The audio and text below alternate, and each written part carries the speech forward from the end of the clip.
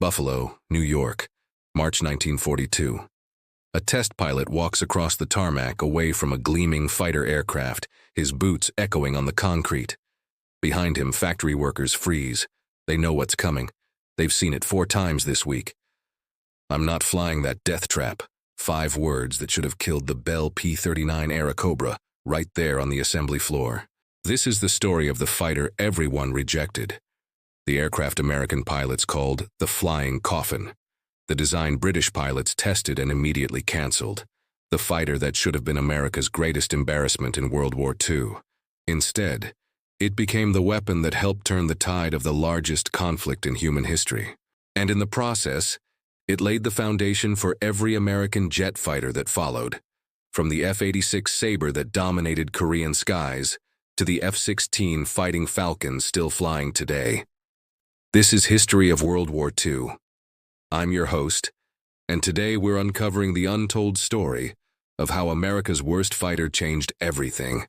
Before we dive deep into this incredible story, welcome to History of World War II, where we don't just tell you what happened, we show you why it mattered.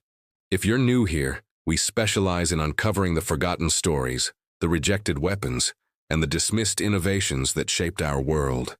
We do the research. We verify the facts. We bring you history that actually happened, told the way it deserves to be told, with respect for the people who lived it. And to those of you who are already part of this community, thank you.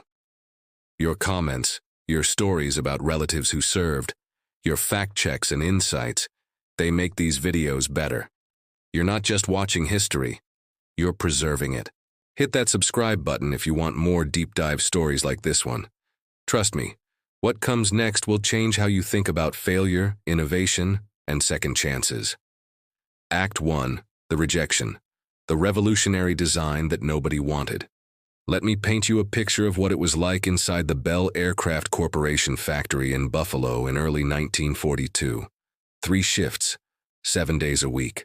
The sound of riveting guns never stopped. America had been at war for just 3 months since Pearl Harbor, and the country was scrambling, desperate, to build enough fighters to take on the Luftwaffe and the Imperial Japanese Navy. The assembly floor was chaos, controlled chaos, but chaos nonetheless.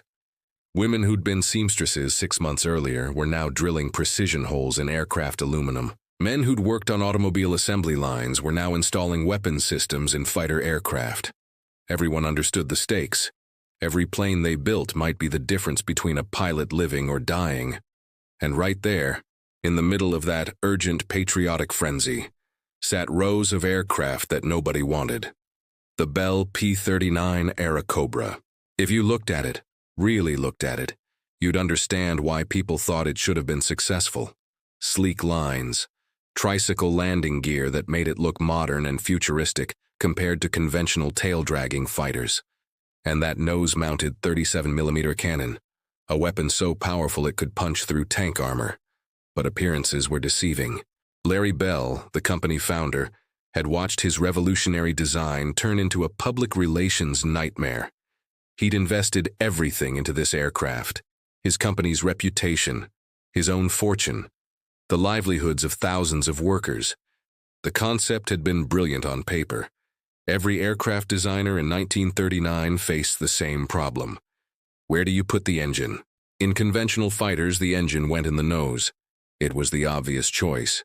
Shortest distance between engine and propeller meant maximum efficiency. But that created problems.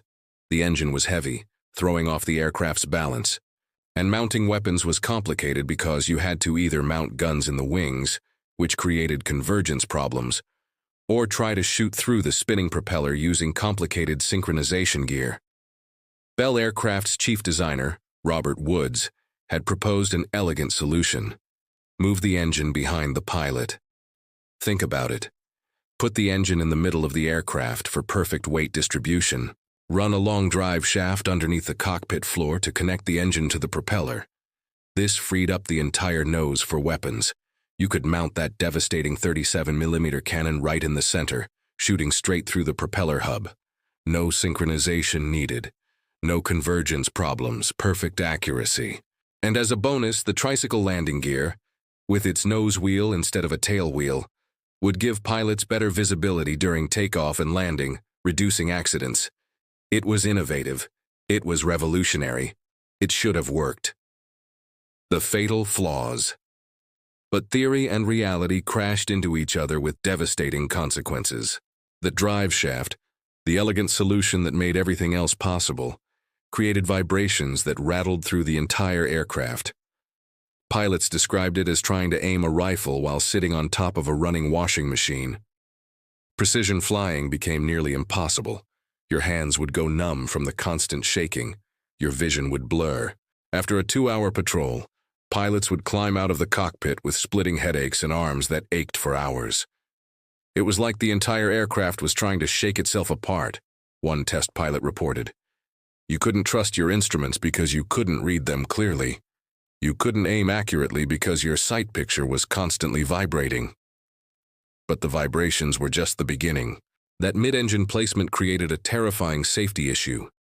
In a conventional fighter, if your engine caught fire or exploded, it happened in front of you. You could see it coming. You had precious seconds to react, maybe enough time to bail out or attempt an emergency landing. In the P-39, the engine sat directly behind you, separated from your seat by nothing more than a firewall. If something went wrong, a fuel line ruptured, a cylinder exploded, a bearing seized, the first indication you'd have was metal fragments shredding through your cockpit or flames licking at your back. Captain James Morris, an early test pilot, described his emergency. I felt heat first, then I smelled smoke. By the time I realized the engine was on fire, flames were already coming through the floorboards. I had maybe 10 seconds from first indication to complete catastrophe. In a P-51 or a P-47, I would have had a minute, maybe more. He survived. Many others didn't. The altitude problem. But the P-39's most damning flaw wasn't about comfort or even safety. It was about performance. The Allison V1710 engine that powered the P-39 was a magnificent piece of engineering at sea level. It produced 1,150 horsepower and could push the aircraft to speeds over 360 miles per hour. At ground level, the P-39 could keep pace with almost any fighter in the world. But World War II wasn't fought at sea level. The problem was supercharging, or rather, the lack of it. Airplane engines, like humans, need oxygen to function. As you climb higher, the air gets thinner. There's less oxygen per cubic foot of air. For an engine to maintain power at altitude, you need a supercharger, a mechanical device that compresses the thin air, cramming more oxygen molecules into the engine with each intake stroke. The original P-39 design had included a sophisticated turbo supercharger. But in one of the most consequential cost-cutting decisions of the war, the Army Air Corps ordered it removed. They wanted to save weight. They wanted to simplify maintenance. They thought the aircraft would be fast enough without it. They were catastrophically wrong. Above 12,000 feet, the P-39's performance fell off a cliff. The engine gasped for air. Climb rate dropped to a crawl. Maneuverability became sluggish. By 15,000 feet, the aircraft was nearly helpless. And that's where the enemy was. German Messerschmitt Bf-109s cruised comfortably at 25,000 feet. Japanese Zeros operated even higher. The bomber formations the P-39 was supposed to intercept, they flew at 20,000 to 30,000 feet, safely above the Aerocobra's effective ceiling. Picture this. You're a P-39 pilot trying to intercept German bombers over England. You take off, pushing your throttle to the firewall, clawing for altitude. 10,000 feet, 11,000, 12,000. The engine is screaming, but your rate of climb is dropping. Your controls are getting mushy. You're still 5,000 feet below the bomber stream when German FW-190s dive on you from above. They have altitude, they have speed, they have position. You have nothing. You're not fighting. You're surviving. Colonel Bruce Holloway, evaluating the P-39 for combat deployment in early 1942, didn't mince words in his assessment. The aircraft is fundamentally unsuited for the high-altitude interception role for which it was designed. Its ceiling is inadequate. Its rate of climb is poor above 10,000 feet. and its handling characteristics at altitude are dangerous. I cannot in good conscience recommend this aircraft for combat operations against the Luftwaffe. That assessment should have killed the program immediately. The Iridish rejection. The British had ordered hundreds of P-39s under the designation Airacobra MKUI. They'd tested the aircraft in late 1941, hoping it would help offset devastating losses during the Battle of Britain. The test results were damning. Royal Air Force Squadron Leader John Sample wrote in his evaluation, "This aircraft is unsuitable for operations over Northern Europe. It cannot reach altitude quickly enough to intercept enemy bombers. It cannot fight effectively against Bf-109s above 15,000 feet. Its unusual engine placement makes it hazardous in the event of battle damage. I cannot recommend this aircraft for squadron service." The British cancelled their order. Hundreds of P-39s already in transit were diverted elsewhere. The RAF wanted nothing to do with them. The French had also ordered P-39s, but France fell before a single aircraft was delivered. Their order was cancelled. American pilots, watching this rejection play out, wanted no part of the Airacobra. Pilots requested transfers to P-38 Lightning units, P-40 Warhawk units, anything but P-39 squadrons. Some threatened to resign their commissions rather than fly the flying coffin. Even Bell's own test pilots were getting nervous. The company had lost 2 test pilots to accidents in early prototypes. The vibration problem seemed unsolvable. The altitude performance wasn't getting better. Morale at the Buffalo plant was cratering. The production nightmare.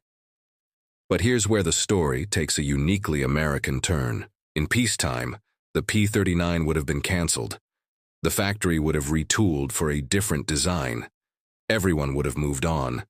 But this wasn't peacetime. The Japanese had just destroyed most of the Pacific Fleet at Pearl Harbor.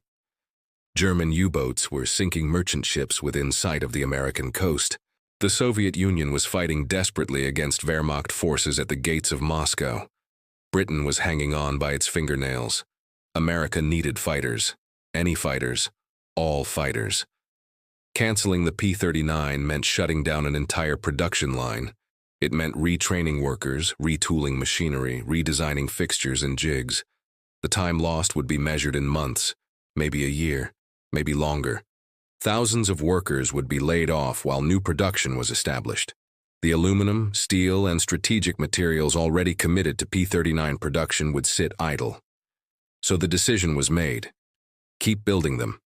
From a cold bureaucratic perspective, it made sense. Even if American and British pilots wouldn't fly them, the aircraft could be used for training, or coastal defense, or something. The important thing was keeping the factory running, keeping workers employed, maintaining production capacity. By spring of 1942, hundreds of P-39s were rolling off production lines with nowhere to go. They sat in storage fields across the southwestern United States, long rows of unwanted fighters, their propellers still, their engines silent, gathering dust under the desert sun. Workers at the Buffalo plant knew their aircraft weren't wanted. They read the reports. They heard the rumors.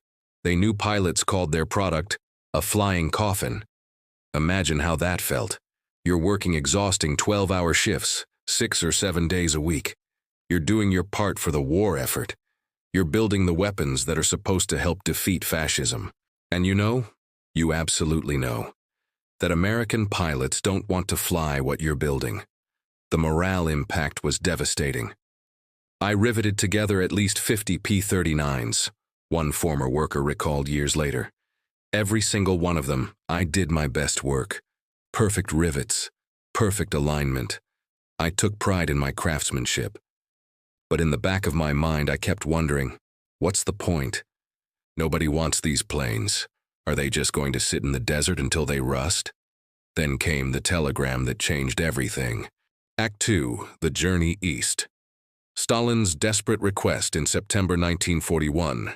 Harry Hopkins, President Franklin Roosevelt's closest advisor, had traveled to Moscow to meet with Joseph Stalin. The meeting's purpose was simple: figure out what the Soviet Union needed to survive the German onslaught.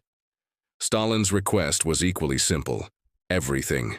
Tanks, trucks, food, raw materials, and especially aircraft. The German invasion had been catastrophic for Soviet aviation. In the first week of Operation Barbarossa, the Luftwaffe had destroyed over 2,000 Soviet aircraft, most of them caught on the ground. Soviet fighter designs like the I-16 and LeGG-3 were obsolete, underarmed, and no match for German Bf-109s. The Soviet Union needed modern fighters immediately. They didn't care about specifications or performance comparisons. They needed anything that could shoot down German aircraft.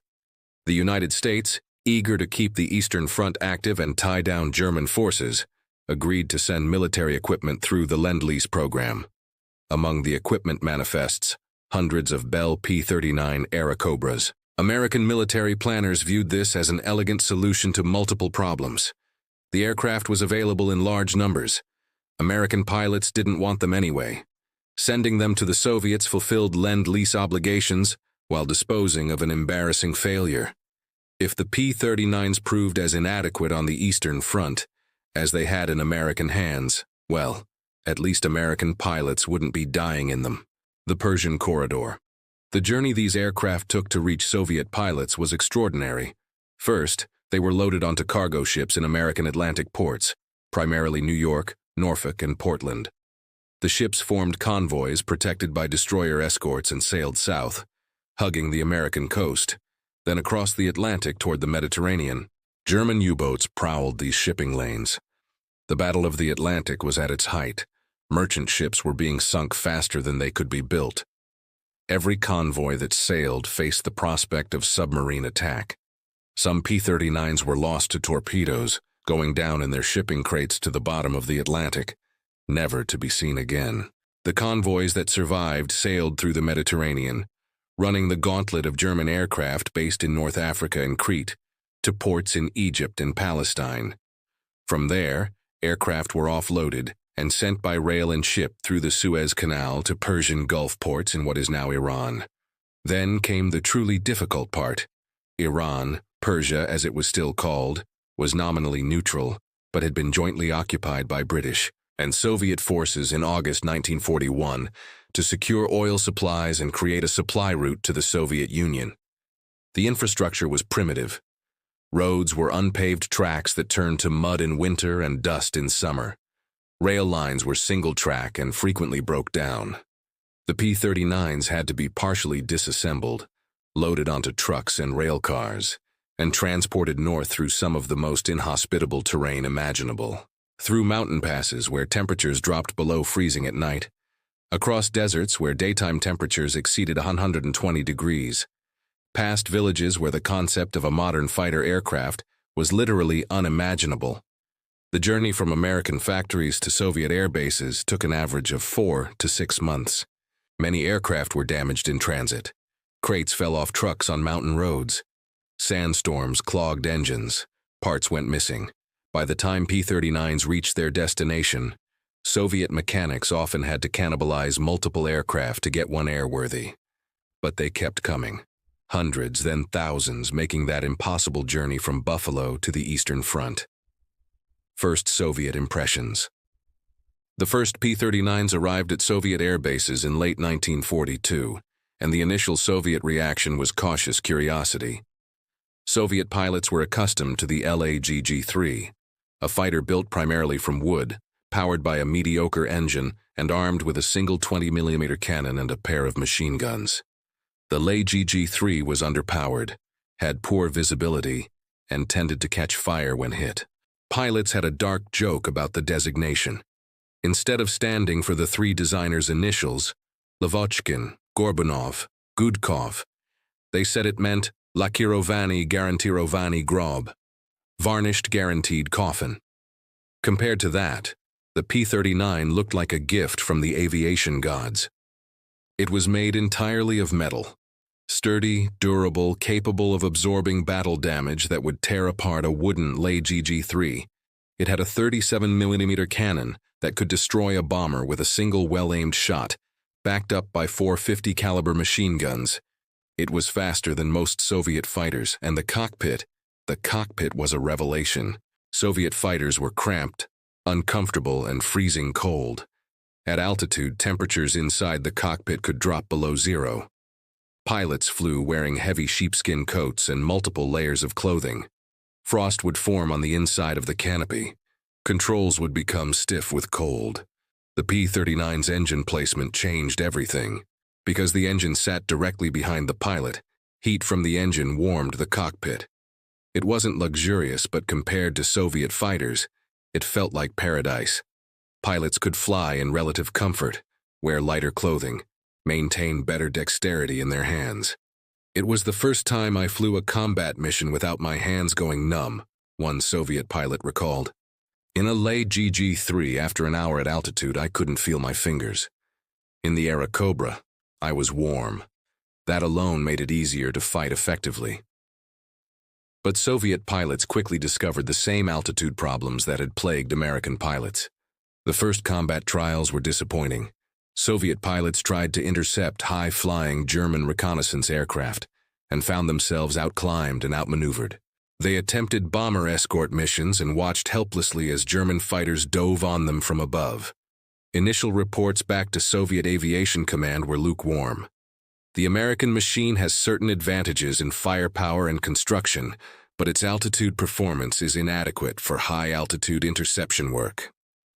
The P-39 looked like it was heading for the same rejection in Soviet service that it had experienced everywhere else. Then someone had a radical idea. What if we stopped trying to use it at high altitude? The Soviet Tactical Revolution. The air war over the Eastern Front was fundamentally different from the air war over Western Europe. Over Germany and occupied France, Allied bombers flew at 20,000 to 30,000 feet, attacking industrial targets deep in German territory. German fighters climbed to high altitude to intercept them. The entire aerial battlefield existed in the thin, cold air of the upper atmosphere. On the Eastern Front, the war was fought close to the ground. Soviet doctrine emphasized ground attack, Sturmovka, the practice of using aircraft as flying artillery to support ground troops. German Stuka dive bombers attacked Soviet positions at low level. Soviet Il-2 Sturmovik ground attack aircraft struck German tanks at treetop height. The furious, desperate dogfights that characterized Eastern Front combat happened primarily below 10,000 feet, in thick air where the P-39's Allison engine performed beautifully. Senior Lieutenant Grigory Rechkalov was among the first Soviet pilots to recognize the P-39's potential in this environment. Rechkalov had been flying lay GG-3s since the beginning of the war, and had survived through a combination of skill, aggression, and sheer luck. When his unit converted to P-39s in October 1942, he immediately began experimenting with tactics specifically designed around the aircraft's strengths. His first combat report using P-39 tactics set the tone for everything that followed. The American machine is heavy but solid. It does not climb well to altitude, but below 4,000 meters it is fast and responsive. The cannon is magnificent. Today I destroyed a Junkers Ju-88 with 3 shells, the entire tail section separated from the fuselage. The aircraft rewards aggression and punishes hesitation. It is not a defensive fighter. It is a weapon for attack. That philosophy, aggression rewarded, hesitation punished, became the foundation for Soviet P-39 tactics. Pilots learned to patrol at medium altitude, around 12,000 to 15,000 feet, watching for German formations below. When they spotted targets, Stuka dive bombers, ground attack aircraft, transport planes, they would roll into a dive, building tremendous speed. The P-39 dove like a meteor. Its sturdy construction and relatively heavy weight meant it could build speed quickly. Pilots would close to point-blank range, sometimes as close as 100 meters, then fire a short burst from the 37mm cannon. That cannon was devastating at close range. A single 37mm shell could blow the engine off a Stuka, tear the wing off a Bf-110, or cut a bomber completely in half. After firing, P-39 pilots would use their dive speed to zoom climb away, gaining altitude before German escorts could react. Then they'd set up for another attack. The tactic worked brilliantly. German pilots found themselves facing an opponent that appeared, struck, and vanished before they could respond. The P-39's heavy firepower meant it didn't need sustained combat. A single attack run could destroy its target. And unlike the fragile Soviet fighters Germans were accustomed to fighting, the P-39 could absorb significant battle damage. Its all-metal construction and self-sealing fuel tanks meant it could take hits that would have destroyed a Leg-3 and still make it home. Soviet maintenance crews loved the aircraft for entirely different reasons. American engineering was a revelation compared to Soviet design philosophy. Everything on the P-39 was accessible. Engine maintenance could be performed by removing a few panels. The weapons were modular and easy to service. Spare parts, while sometimes scarce, were interchangeable between aircraft. The American machine was designed to be maintained by ordinary mechanics, one Soviet ground crew chief recalled. Our fighters were built to be repaired by engineers. The era Cobra assumed that frontline conditions would be harsh and maintenance facilities would be limited. Everything about it was practical. But the pilot who truly unlocked the P-39's potential was Alexander Ivanovich Pokrishkin. Act 3. The ace enter Alexander Pokrishkin. If you've never heard of Alexander Pokrishkin, you're not alone. In the West, names like the Red Baron, Chuck Yeager, and Jimmy Doolittle are famous. Pokrishkin should be equally famous, but Cold War politics buried his story for decades. He was, quite simply, one of the greatest fighter pilots who ever lived. Born in 1913 in Novosibirsk, a city in Siberia, Pokrishkin grew up in poverty. His father was a factory worker. His mother was a domestic servant. Young Alexander watched aircraft fly overhead and dreamed of becoming a pilot. But his social class made such dreams nearly impossible in early Soviet society.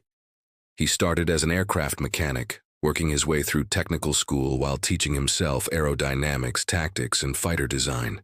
He literally read every book on aviation he could find, often by candlelight, after exhausting 12-hour shifts.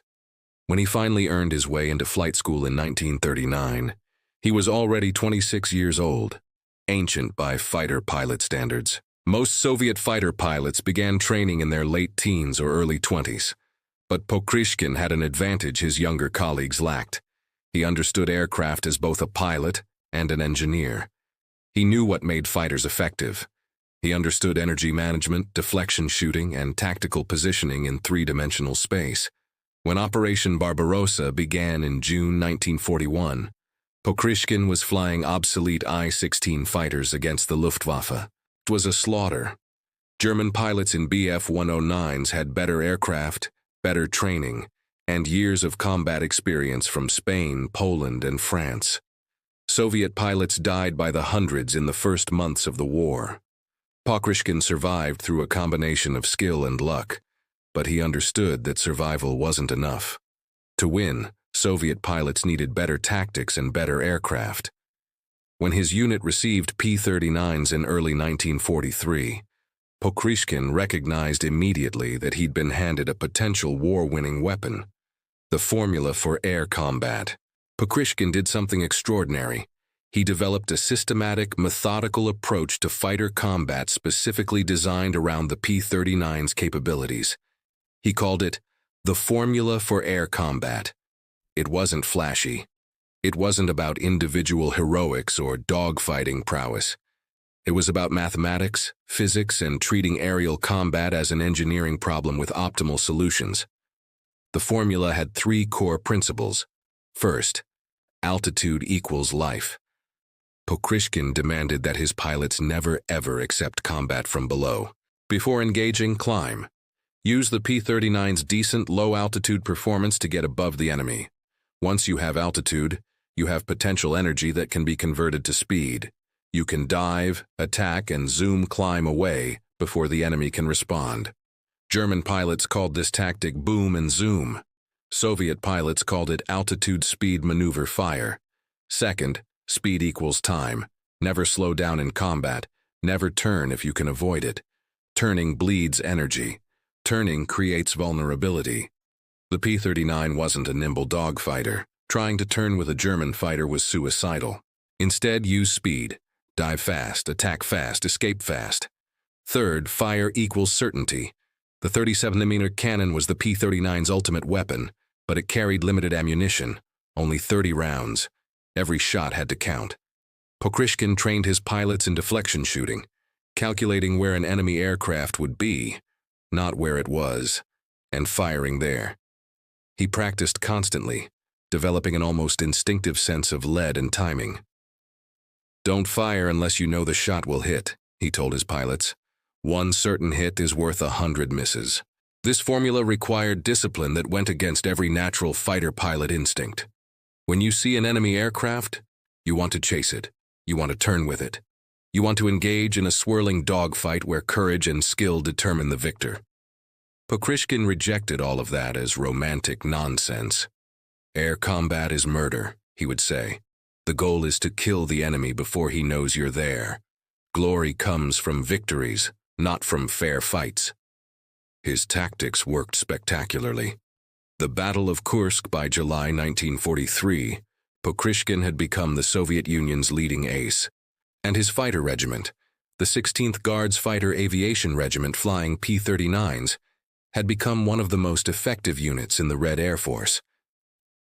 Then came the Battle of Kursk, the largest tank battle in history, and the moment when the P-39 proved its worth beyond any doubt. Germany had spent months preparing for Operation Citadel, a massive offensive designed to encircle and destroy Soviet forces near the city of Kursk. The Germans committed nearly 1 million men, 3,000 tanks, and 2,000 aircraft, including the Luftwaffe's best units with its most experienced pilots. The plan relied on achieving air superiority quickly. German Stukas would destroy Soviet tanks. German fighters would sweep Soviet aircraft from the sky. Ground forces would advance under an umbrella of complete air dominance. Instead, they ran into Pokrishkin's P-39s. On July 5, 1943, the first day of the offensive, German formations encountered something they hadn't expected: coordinated, aggressive Soviet fighter opposition using effective tactics. Pokrishkin's regiment was everywhere. They appeared above German formations, dove at incredible speed, fired devastating bursts from their 37mm cannons, and vanished before German escorts could react. German radio transmissions from that day have been preserved. You can read the growing panic. "Achtung, Yabos at 6 o'clock. Watch out, fighter bombers at 6 o'clock. Where did they come from? They're gone already. Achtung, Pokrishkin in der Luft. Warning, Pokrishkin in the air." That last transmission became famous. German pilots started warning each other when Pokrishkin's radio call sign was detected. Achtung, Pokrishkin became a meme, a shorthand for "we're in serious trouble." During the first week of the Battle of Kursk, Pokrishkin's regiment claimed over 100 German aircraft destroyed. His personal tally reached 23 confirmed kills in July alone. The Luftwaffe, which had expected to achieve air superiority within days, found itself fighting desperately just to protect its own ground attack aircraft. German Stuka pilots, accustomed to operating with fighter escort, started refusing missions if they saw Soviet fighters in the area. Bomber crews demanded additional escorts. The carefully planned aerial offensive collapsed into chaos. And at the center of that chaos, Pokrishkin and his American-built P-39 Airacobras were rewriting the rules of aerial combat. The Soviet P-39 community Pokrishkin wasn't alone. Across the Eastern Front, other Soviet pilots were discovering the P-39's potential. Grigory Rechkalov, flying with Pokrishkin's unit, would end the war with 56 confirmed kills, all in P-39s. Nikolai Gulayev scored 57 kills, again primarily in P-39s. Alexander Klubov recorded 31 kills before being shot down and killed in 1944. Boris Glinka achieved 30 victories. The list goes on. Dozens of Soviet aces compiled scores in P-39s that rivaled the best American, British, and German pilots. These weren't propaganda numbers inflated by Soviet officials. German loss records, cross-referenced with Soviet claims, confirm the essential accuracy of these scores. Soviet P-39 pilots were genuinely, devastatingly effective. What made this success particularly remarkable was the improvement Soviet pilots showed with experience. Early in the P-39's Soviet service, kill-to-loss ratios were roughly even. Soviet pilots destroyed about as many German aircraft as they lost. But as pilots gained experience and tactics improved, The ratios became increasingly favorable. By late 1943 and into 1944, elite P-39 units were achieving kill ratios of 4.1, 5.1, sometimes higher. They were dominating the aerial battlefield. German pilots began avoiding combat with P-39 units when possible. Luftwaffe tactical manuals specifically warned about Soviet Cobra pilots using aggressive diving attacks with heavy cannon armament. The warm cockpit that seemed like a minor comfort feature became a genuine tactical advantage in the brutal Russian winters. German pilots, flying in freezing cockpits at altitude, suffered from reduced dexterity, slower reaction times, and fatigue. Soviet pilots in P-39s could fight longer, react faster, and maintain better control of their aircraft. The Soviet modifications. Soviet mechanics made several modifications to improve P-39 performance for their operating environment. They often removed the wing-mounted 50-caliber machine guns to save weight, improving climb rate and maneuverability. They reasoned that the 37mm cannon and nose-mounted machine guns provided sufficient firepower. Some units removed the radio equipment, considering it unnecessary and heavy. Soviet tactical doctrine relied less on radio communication than American or British doctrine, preferring visual signals and pre-planned tactics. They reinforced the landing gear to handle rough Soviet airfields, often nothing more than flattened grass fields that turned into mud bogs during the Rasputitsa, mud season. Soviet armament specialists learned to maintain the temperamental 37mm cannon, which jammed frequently in American service. They developed cleaning techniques and modified ammunition feed systems, improving reliability significantly. The result was an aircraft that was lighter, more agile, and better suited to Soviet needs than the original American design. Recognition and propaganda. By mid-1943, the Soviet government recognized the propaganda value of the P-39's success. Stalin himself mentioned the aircraft in several speeches, praising American equipment and the Lend-Lease program. The subtext was clear. Soviet pilots were so skilled that they could turn even America's cast-off fighters into war-winning weapons. Pokrishkin became a national hero, awarded the Hero of the Soviet Union, the nation's highest honor, 3 times. He appeared on recruiting posters. His tactics were taught at Soviet flight schools. His successes were publicized in newspapers and radio broadcasts. But the Soviets were careful never to suggest that the P-39's success was due to American design. The narrative was always, Soviet pilots are so superior that they can win with any equipment. American aviation officials, reading intelligence reports about P-39's success, were initially skeptical. The aircraft that American pilots had rejected as unsuitable for combat was supposedly one of the most effective fighters on the Eastern Front. It seemed like propaganda, but the requests kept coming. The Soviets didn't want P-51 Mustangs. They didn't want P-47 Thunderbolts. They specifically requested more P-39s. By 1944, nearly half of all P-39 production was going to the Soviet Union. The factories in Buffalo, once building aircraft that nobody wanted, were now building aircraft that the Soviets demanded in ever-increasing numbers. Act 4, The Legacy. The analysis begins. In Washington, D.C., at Army Air Force's headquarters, intelligence analysts were trying to solve a puzzle. Why did the same aircraft perform so differently in different hands? Colonel Harold Hansen led a team assigned to analyze the question. They interviewed repatriated pilots who'd observed Soviet P-39 operations. They studied German intelligence reports captured in North Africa and Italy. They carefully analyzed the operational differences between Western and Eastern Front air combat. Their classified report, submitted in March 1944, reached conclusions that were both obvious and revolutionary. Environment matters. The P-39 failed at high altitude. That wasn't a mystery. The lack of an effective turbo supercharger doomed it above 15,000 feet. But on the Eastern Front, where combat occurred primarily below 10,000 feet, altitude performance didn't matter. The P-39's strengths, rugged construction, heavy firepower, good low-altitude speed, were exactly what that environment required. Doctrine matters. American doctrine emphasized bomber escort and high-altitude interception. German doctrine emphasized high-altitude bomber attack and fighter sweeps. Both required aircraft that could fight effectively above 20,000 feet. Soviet doctrine emphasized ground attack and low-altitude tactical air superiority. They needed aircraft that could survive ground fire, destroy armored targets, and win furious dogfights in thick air. The P-39 was perfect for one mission and terrible for the other. Training matters. Soviet pilots received extensive training on the P-39's specific characteristics before entering combat. They learned tactics specifically designed for the aircraft. They understood its limitations and exploited its strengths. American pilots transitioning from training aircraft directly to P-39 units often had little understanding of how to use the aircraft effectively. They tried to fight it like a P-51 or P-47, and it failed miserably.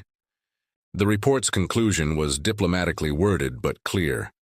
The P-39 era Cobra, while unsuitable for high-altitude operations over Western Europe, has proven effective in the ground attack and low-altitude fighter role over the Eastern Front. Future aircraft development should account for the mission-specific nature of fighter design. That conclusion, buried in a classified report, represented a fundamental shift in American aviation thinking. Bell Aircraft learns and evolves. The engineers at Bell Aircraft were paying close attention to reports from the Eastern Front. They designed the P-39 with high hopes and watched it fail spectacularly. But now they were seeing it succeed, not everywhere, but in specific conditions with specific tactics. Robert Woods, the chief designer, began work on an improved version, the P-63 King Cobra. The P-63 retained the P-39's basic layout, mid-engine, tricycle landing gear, nose-mounted cannon, but it incorporated lessons learned from combat. The engine was more powerful, producing 325 horsepower. The airframe was redesigned for better aerodynamics. The wingspan was increased slightly to improve high-altitude performance. The weapons were upgraded. Most importantly, Soviet combat feedback directly influenced the design. Soviet pilots wanted more speed, better dive characteristics, and improved cockpit visibility. The P-63 delivered all three. But by the time the P-63 entered production in 1943, American doctrine had shifted.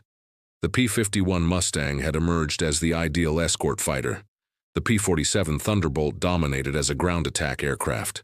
There was no role for the P-63 in American service. So, like its predecessor, the P-63 was shipped to the Soviet Union. Over 2,400 P-63s went to Soviet forces, where they were used with great success in the final year of the war. The Soviets loved the King Cobra even more than the original era Cobra. But Bell Aircraft's most important contributions weren't the aircraft themselves. They were the innovations those aircraft pioneered. The tricycle landing gear revolution. In 1941, tricycle landing gear was controversial. Most fighter aircraft used conventional tail-dragger configuration with two main wheels and a tail wheel. The P-39's nose wheel design was considered experimental and risky. By 1945, it was obvious that tricycle gear was superior in almost every way. Better visibility during takeoff and landing meant fewer accidents. The nose-high attitude of tail-draggers made it nearly impossible to see directly ahead while taxiing. Pilots had to weave back and forth, looking out the side windows. The P-39's level attitude provided clear forward visibility, reduced ground loop accidents. Tail-draggers were inherently unstable on the ground. A gust of wind or uneven braking could cause the aircraft to spin, a ground loop, often resulting in damaged wingtips, bent propellers, or collapsed landing gear. The P-39's nose wheel configuration was inherently stable. Easier for inexperienced pilots to handle. As the war progressed and training time was compressed, aircraft needed to be easier to fly. The P-39's landing gear made it more forgiving for novice pilots. By 1945, virtually every new American aircraft design featured tricycle landing gear. The P-51H, the F-6F Hellcat, the F-7F Tiger Cat, the P-61 Black Widow, all had nose wheels. And when American aviation entered the jet age, tricycle gear became universal. Every American jet fighter from the P-80 onwards has featured tricycle landing gear. That decision can be traced directly back to the P-39's pioneering design. Cockpit ergonomics and visibility. The P-39 featured a car-like side entry door, rather than the traditional sliding canopy found on most fighters. This was initially mocked. Real fighter pilots didn't need doors. They climbed into their aircraft like warriors mounting a warhorse. But the side door had practical advantages. It was easier to enter and exit quickly, important for scramble takeoffs. It provided better structural strength around the cockpit, and in an emergency it could be jettisoned more easily than a jammed sliding canopy. More importantly, the P-39's cockpit was designed with the pilot in mind. Controls were logically arranged. Instruments were clearly visible. Visibility was excellent in all directions.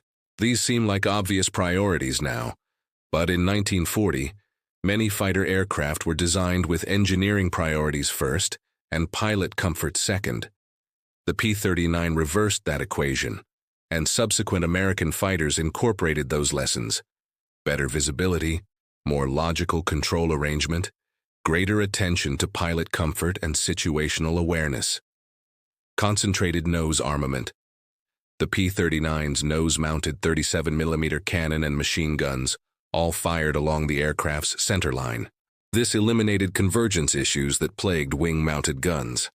In a conventional fighter, guns in each wing had to be adjusted to aim at a specific point, usually 250-300 yards ahead. Inside that range, the bullets crossed over each other. Beyond that range, they diverged. Nose-mounted guns fired straight ahead at all ranges. A pilot aimed the aircraft, and the weapons fired where the aircraft pointed. Simple, effective. The P-38 Lightning had pioneered this with its nose-mounted gun cluster. The P-39 validated it, and subsequent American fighters, particularly jets, almost universally adopted centered nose armament.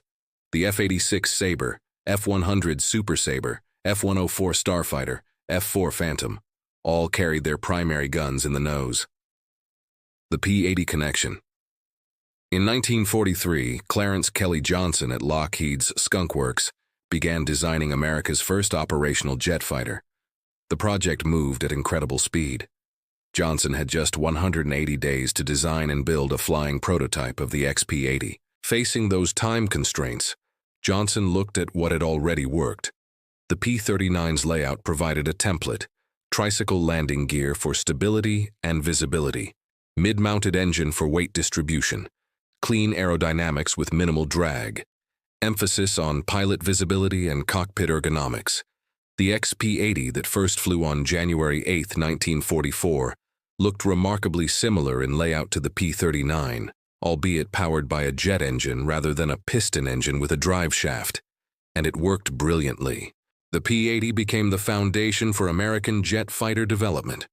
It led to the F-94 Starfire, influenced the F-86 Sabre, and established design principles that guided American fighters for decades. Kelly Johnson later acknowledged the P-39's influence. The era Cobra showed us what worked and what didn't. We took the good ideas, fixed the problems, and built a jet fighter. Standing on the shoulders of earlier designs is how progress happens. The numbers tell the story. Let's talk about production numbers because they reveal the magnitude of the P-39's unexpected success. Total P-39 production: 9,584 aircraft delivered to Soviet Union, 4,746 aircraft, nearly 50%, delivered to United States, 2,150 aircraft, most used for training, delivered to United Kingdom, 675 aircraft, most returned or transferred. Other allied nations. Small numbers for testing and evaluation.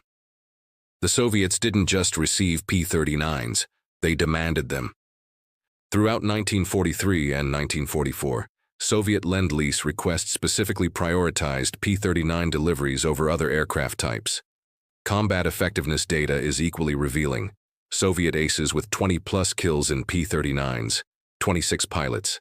Soviet aces with 30-plus kills in P-39s, 11 pilots, Soviet aces with 40-plus kills in P-39s. 5 pilots. Alexander Pokrishkin, 59 kills, all in American aircraft, primarily P-39. Grigory Rechkalov, 56 kills. Nikolai Gulayev, 57 kills. These numbers are comparable to top American and British aces. Richard Bong, 40 kills in P-38. Thomas Maguire, 38 kills in P-38. Francis Gabreski, 28 kills in P-47. Johnny Johnson, RAF, 34 kills in Spitfire. The P-39, in the right hands and the right environment, was as effective as any fighter in the war. Act 5. The Lessons. What American engineers learned by 1945, Bell Aircraft had transformed from a company known for a failed fighter design into an organization recognized for innovation.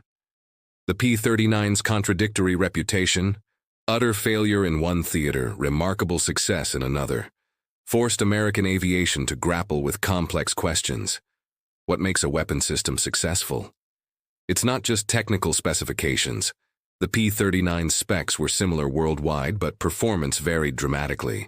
Success requires matching capabilities to mission requirements, doctrine to design, and training to tactics.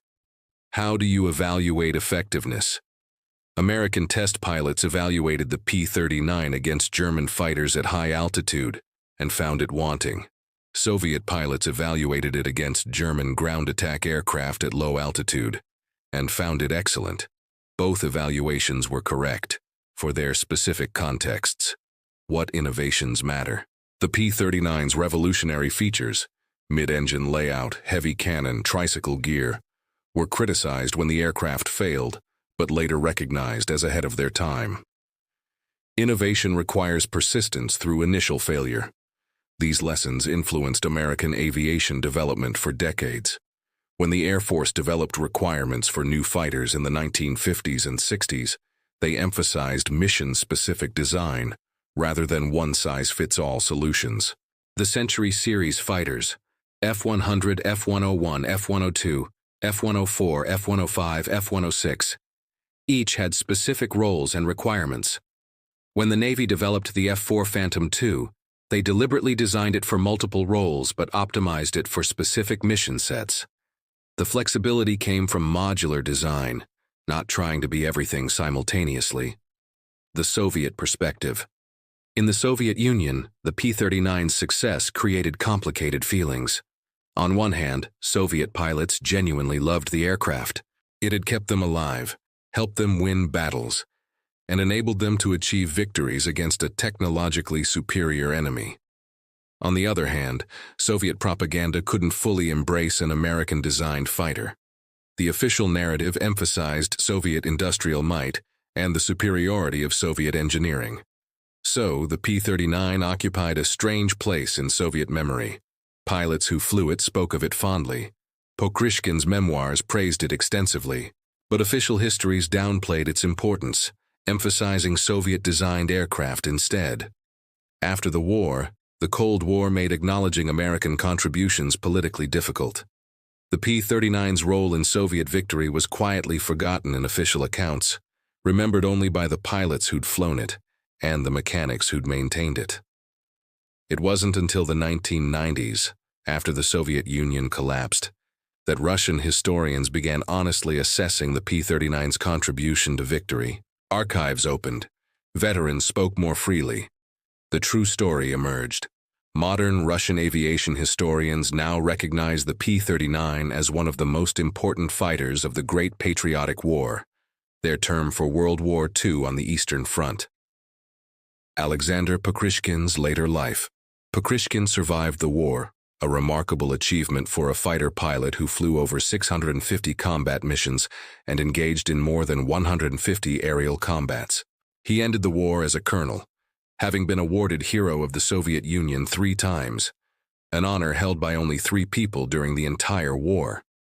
After the war, he transitioned to command positions, eventually becoming a Marshal of Aviation, one of the highest ranks in Soviet military aviation. He wrote extensively about air combat tactics, publishing books that became standard texts in Soviet flight schools. His Formula for Air Combat was taught to generations of Soviet fighter pilots. In his memoirs, published in 1970, he wrote about the P-39 with genuine affection. The American-era Cobra was my instrument. A violinist treasures his instrument. I treasured mine. It had flaws, certainly. It was heavy. It didn't climb to high altitude well. But in skilled hands below 4,000 meters, it was faster and more deadly than anything the Germans flew. It gave me the tools I needed to survive and to destroy my enemies. I could ask no more from an aircraft. He died in 1985, aged 72, having lived long enough to see the Cold War tensions ease slightly and begin to see American recognition of his achievements. The museum aircraft today, only a handful of P-39s survive. The National Museum of the United States Air Force in Dayton, Ohio, has a P-39Q on display. It's painted in American markings, looking clean and pristine under museum lights. The museum placard mentions its Soviet service, but the display doesn't convey the full story. Visitors see an unusual-looking fighter aircraft with tricycle gear and a mid-mounted engine. Most walk past without understanding what they're seeing. In Russia, the Central Armed Forces Museum in Moscow has a P-39 painted in Pokrishkin's personal markings, a white number, 100, on the fuselage. It sits alongside Soviet-designed aircraft, a testament to Lend-Lease cooperation. A few other examples exist in private collections and smaller museums. Maybe a dozen airworthy P-39s remain worldwide. These survivors represent 9,584 aircraft produced, of which most were scrapped after the war. Their aluminum was recycled, turned into cars, refrigerators, and building materials. The aircraft that should have been America's embarrassment instead became part of history's most unlikely success stories. The broader context. The P-39 story needs to be understood within the broader context of World War II weapons development. The war forced innovation at an unprecedented pace. Aircraft that were cutting edge in 1939 were obsolete by 1942. Designs that seemed promising on paper failed in combat. Weapons dismissed as inadequate sometimes proved effective in unexpected ways. The P-39 wasn't unique in this regard. The Sherman tank was criticized as inferior to German panzers, but proved effective when used in large numbers with proper tactics.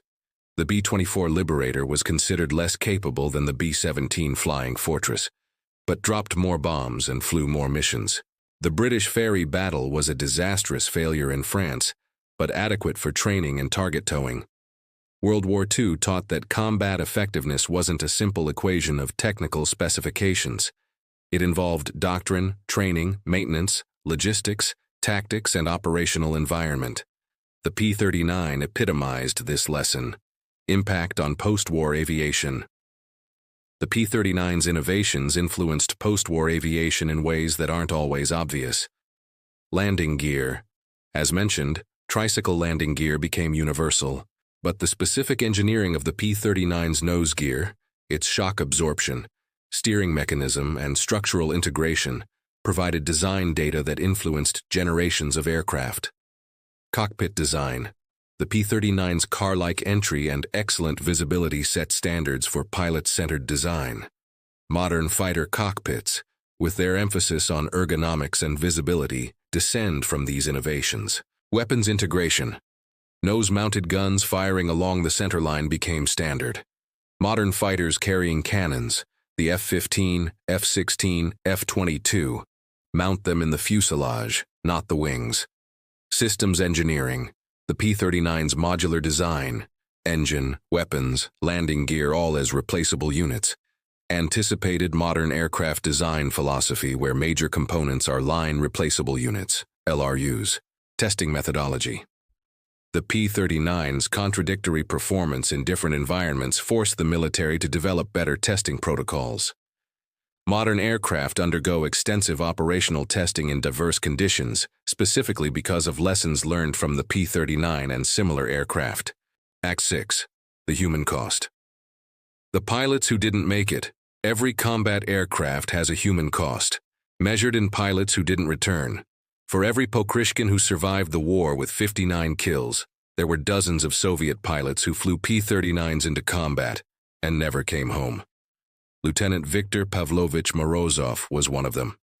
He received his P-39 in April 1943, transitioned from lay GG-3 fighters, and flew his first combat mission on May 2nd.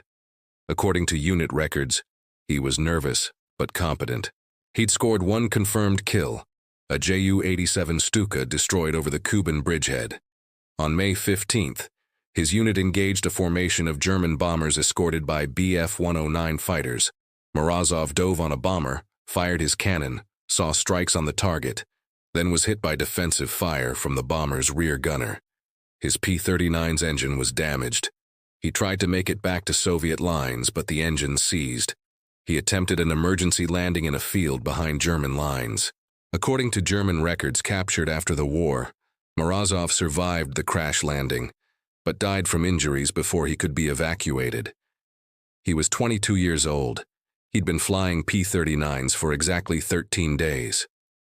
The Soviet Air Force recorded his loss in a single line in the unit diary. Lt. VP Morozov failed to return from combat mission, presumed killed in action. There were thousands like him. Young men who learned to fly the P-39, took it into combat, and died before they had a chance to become experienced enough to survive.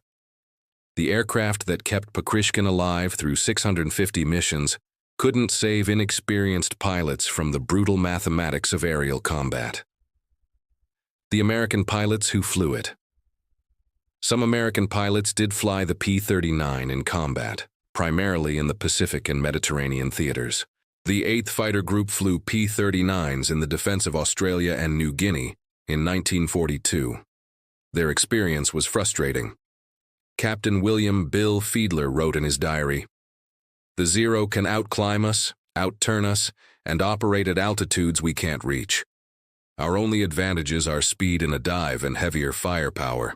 We've learned to fight defensively, use our speed to escape when outnumbered, only attack when we have altitude and surprise. It's not heroic, but it keeps us alive." The 8th Fighter Group's P-39s were replaced with P-47s as soon as they became available. In North Africa, the 350th Fighter Group flew P-39s in ground attack missions against German and Italian forces. They found the aircraft effective for strafing supply columns and attacking vehicles, but vulnerable to ground fire. Lieutenant Robert Johnson, not the famous P-47 ace of the same name, survived being shot down twice in P-39s. The aircraft could take a beating, I'll give it that. I had an engine shot up by German flak near Kasserine Pass. The engine seized, but I glided to a crash landing behind Allied lines. The aircraft was a wreck, but I walked away. Second time I got hit by ground fire attacking German trucks. 20mm shell went through the wing and exploded, blew a hole the size of a basketball. I made it back to base, landed with no hydraulics, and ground looped. Again, walked away. The P-39 might not have been perfect, but it was tough. These American pilots didn't achieve the scores that Soviet aces did, but they survived and completed their missions. The P-39, properly employed, kept them alive even if it didn't make them heroes. The factory workers back in Buffalo, the men and women building P-39s, worked through the entire war without knowing the full story of what happened to their aircraft. Mary Catherine O'Brien was one of them. She'd started at Bell Aircraft in November 1941, hired straight out of high school. She'd been trained to rivet aluminum panels, a skilled job requiring precision and endurance. A bad rivet could cause structural failure. A loose rivet could vibrate free in flight. She worked second shift, 3 p.m. to midnight, 6 days a week. The factory floor was loud, hot, and smelled of metal and oil. In an oral history recorded in 1995, she recalled, "We knew our planes weren't popular. We read the newspapers. We heard the pilots didn't want to fly them. It was hard to keep morale up when you're working 60-hour weeks on something people call a flying coffin. But we did our jobs. Every rivet I placed perfectly. That was my contribution to the war. I couldn't fight, but I could build aircraft that didn't fall apart. After the war, we heard about the Russian aces, how they'd used our planes to shoot down hundreds of German aircraft. I was proud of that. Those pilots made our work matter." By the time production ended in August 1944, Workers at Bell Aircraft had built 9,584 P-39s. At peak production, they were completing 5 aircraft per day. That's extraordinary when you consider the complexity of each aircraft. Over 30,000 individual parts, thousands of rivets, miles of wiring, complex hydraulic systems, weapons, armor plate, all assembled by hand with precision tools. Those workers never received parades or medals. But without them, Pokrishkin doesn't achieve 59 kills. The Soviet Air Force doesn't establish air superiority over Kursk. The Eastern Front air war might have turned out very differently. The mechanics Soviet ground crews who maintained P-39s under brutal conditions deserve recognition in this story. The aircraft arrived in poor condition after months in transit. They had to be assembled, tested, and prepared for combat, often with inadequate tools, spare parts, and facilities. Senior Sergeant Ivan Mikhailovich Kuznetsov was a mechanic with the 16th Guards Fighter Regiment, Pokrishkin's unit. His war diary, discovered by his granddaughter in 2003, describes daily reality. October 12, 1943, repaired aircraft number 37 after combat damage. 20mm cannon shell entered left-wing route, damaged hydraulic lines. No replacement lines available. Fabricated replacements from damaged aircraft. Worked through night. Aircraft ready for morning mission. November 3, 1943. Engine failure on aircraft number 44. Allison engine overheated, seized. Removed engine. Installed engine from aircraft damaged beyond repair. 18-hour job completed in 8 hours, because pilots need aircraft tomorrow. January 7, 1944. Temperature 35 Celsius. Cannot start engines normally. Heated engines with wood fires before starting. Dangerous but necessary. Lost 1 aircraft to fire. 5 others operational. Soviet mechanics kept P-39s flying under conditions that would have grounded aircraft in American service. They improvised solutions, cannibalized parts, and worked impossible hours. Their contribution to the P-39's success is impossible to quantify, but absolutely essential. Reassessing failure and success. So what do we make of the Bell P-39 Airacobra? It's tempting to call it a failure that found unexpected success. But that's too simple. The P-39 wasn't a failed design. It was a design optimized for a mission that didn't exist in American service. The Army Air Corps wanted a high-altitude interceptor. They specified altitude performance, rate of climb above 20,000 feet, and combat capability against high-flying bombers. The P-39, stripped of its turbo supercharger, couldn't meet those requirements. But the Soviets wanted a low-altitude fighter bomber capable of ground attack, bomber interception below 15,000 feet, and dogfighting in thick air. For that mission, the P-39 was nearly ideal. Same aircraft, different requirements, different results. This should have been obvious, but it wasn't. It took the shock of Soviet success to force American aviation to recognize that effective design requires matching capabilities to actual operational requirements. Modern defense acquisition processes, with their emphasis on clearly defined requirements, realistic testing, and operational evaluation, descend directly from lessons learned from the P-39 and similar programs. The innovation paradox. The P-39 also reveals something fascinating about innovation. Many of its innovative features, tricycle landing gear, mid-engine layout, concentrated nose armament, car-style cockpit entry, were criticized when the aircraft failed, but later recognized as breakthroughs when they appeared in successful designs. The innovations weren't wrong. They were ahead of their time, appearing in an aircraft that had other problems that overshadowed their benefits. This is the innovation paradox. Truly revolutionary ideas often appear first in flawed products. The ideas fail not because they're bad, but because they're combined with other elements that don't work. It takes time, and often multiple iterations, for good innovations to be separated from failed applications and integrated into successful designs. The P-39 was that learning platform. Its innovations survived its failures and shaped the future. The legacy lives on today's fighter pilots flying F-22 Raptors or F-35. Lightning II's owe an invisible debt to the P-39 Airacobra.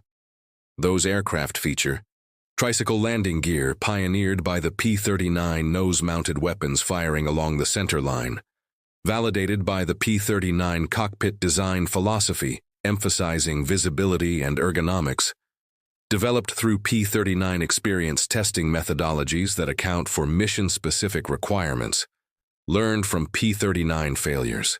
The connection isn't obvious. 90 years separate the P-39's first flight from today's stealth fighters.